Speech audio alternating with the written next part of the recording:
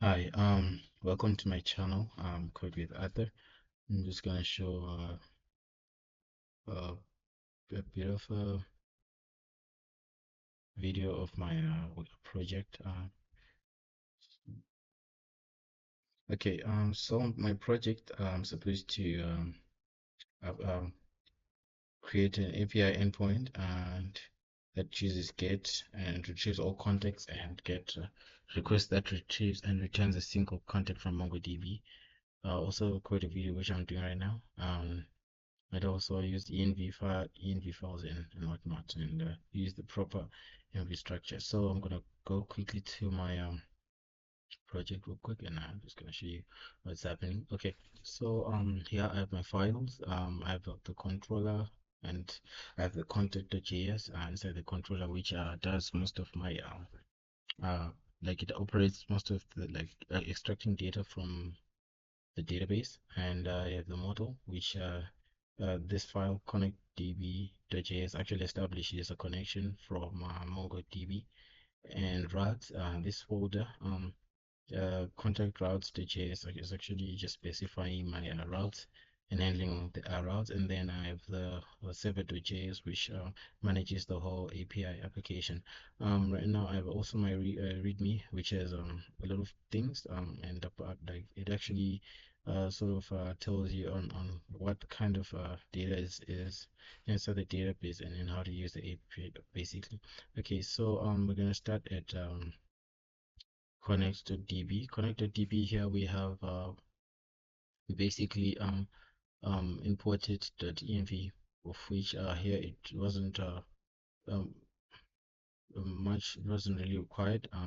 But here I'm actually importing the Mongo client from MongoDB, and I'll actually initialize the variable so that the the connection is stored, like to cache the client. And here I have the URI for like the connection string is actually stored in this URI. And here I initialized yeah, like using initdb and then a sync function. It checks if a connection is already established, and like if it's already cached, like the client, and then it actually returns the client here. And here I actually initialized my client in a constant variable, and initialized a new Mongo client, or Mongo client object. And then it actually then confirms if like the client was initialized. So basically, after that, I'm exporting the function, the initdb, and I'm exporting it to contact.js. And in my contact.js, I have initialized db as well, like imported db, sorry, and I created this function to get all the data, all the context from my database storage. And right now, as you can see, I'm using this try and catch error block, which sort of helps me. I could have used it here, but then it's much more easier for me to like for like when you're developing this thing, for you to do a top level handling of errors, because if you use it here and an error occurs, it doesn't really help with debugging, as it sort of like blocks the errors. And like if you do it here, like when the client crashes, when the whole connection crashes, it actually disturbs the whole API. So doing it here is sort of like better, because it sort of bubbles the error. And here what I'm doing is I'm using an await because I'm using this async function to initialize, to call the initdb here, and again just storing it inside the variable client for the sake of like for convenience. And then I'm using const result await client.db contact.db, which is actually the database, and the collection is the contacts. And then I use find, and then to array. The reason why I'm using to array is because find actually returns a cursor, which is like a bit hard to read, and to array actually sort of sorts that data into an array, which is better. And then here I'm actually just console console logged, like saying that the getting data was successful, so that it helps me with debugging. All these console statements helps with debugging, and then I am returning the result, right? Then here I'm catching the error, then console logging the error, the error message. And if I get the error, basically it's just gonna stop the whole process, and the application will not continue because which it might mess up the whole thing. And then here I have another async function called get contact, which actually gets one contact, and using the same way of like creating the data, and um, I'm using find one, and find one actually accepts an object, and then the ID is requested ID because I'm actually initializing this function on the route. And then I actually exported get all contacts and get contact. And then if you come to the route, it's actually this file actually handles all the routes. And here I'm actually importing Express, and importing the functions that I exported the other side. Then here I'm initializing a route using express.router, like this function. And then here I'm also importing the object ID build function for the MongoDB driver. Then here I'm using the route. Basically, the route, it listens for a slash contacts endpoint. Then it does the rest, like waiting, like initializing get all contact. Then the response is sent on to the front end using this line of code over here. And I'm actually doing the same. Actually, this is actually for like when, since as you can see, I'm using this for the root.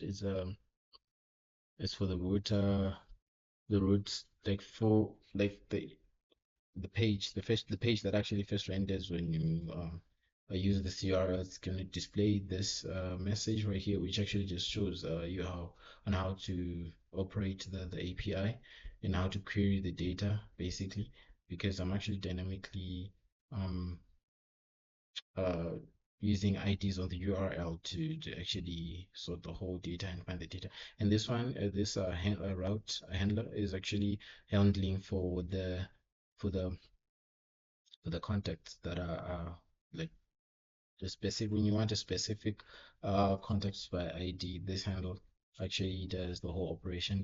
Basically what I did here is I'm actually using an async function, but I think here even a normal function can work. But since I'm using an async function, that's why I had to use this await get contact, then passed in this argument object ID, and then the ID is actually using a rec params ID, which sort of extracts the ID from the URL search in the search window. And then I'm storing this ID here by initializing a new object, basically because MongoDB only works when you sort of initialize this new object ID when you want to access the data with using object ID.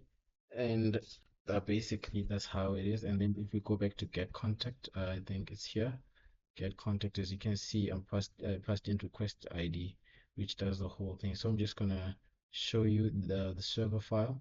The server file is actually basically it's telling that whenever it actually if this is the main part, you should actually use contact routes to handle everything, which is this file.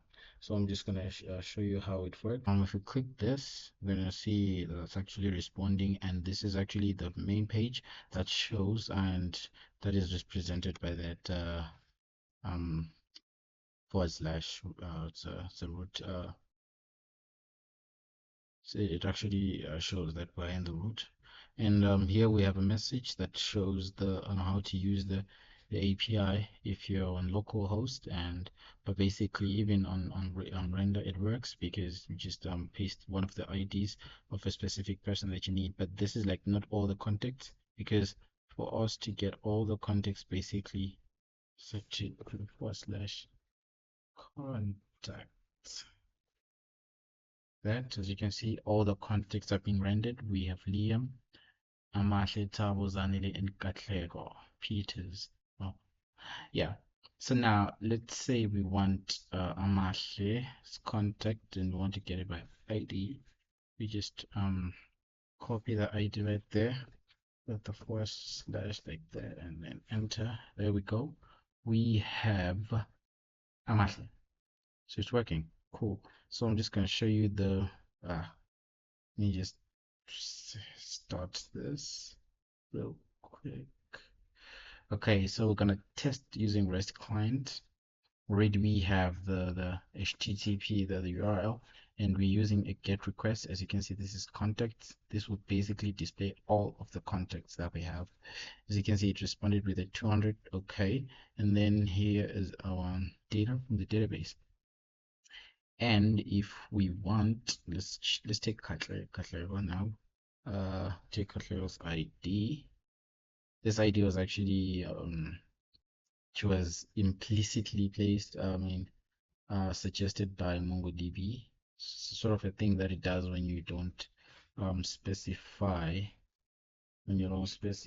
the ID like that. We should get, as you can see, Cutler or Peter is super. So yeah, that's my project for the week. I'm done. Thank you for watching. Have a good day.